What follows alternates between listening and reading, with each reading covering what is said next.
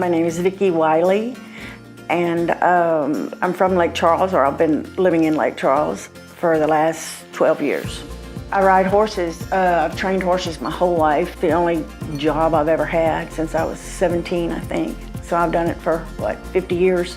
When I really decided I had to have the surgery, I tried to make a jump on one of my horses, and my knee just completely gave out. I couldn't stand up in the saddle and go, and I just decided if I couldn't work, then I had to do something, that I was just being crippled, and I had even thought about a wheelchair, believe it or not. I mean, to get around when I had to walk or anything like that, because it was so painful. I couldn't even walk in the mall anymore.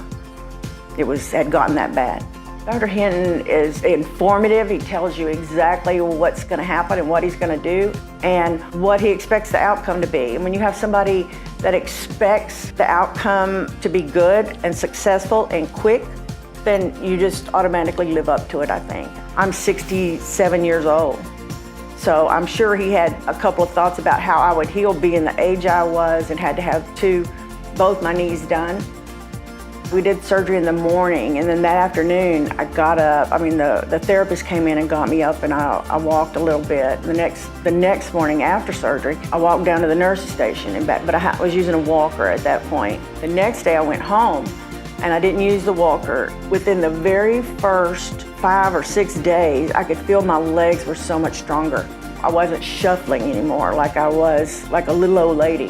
The physical therapist told me that all of Dr. Hinton's patients recoup twice as fast as everybody else, all the other doctors at the hospital, that they tend to.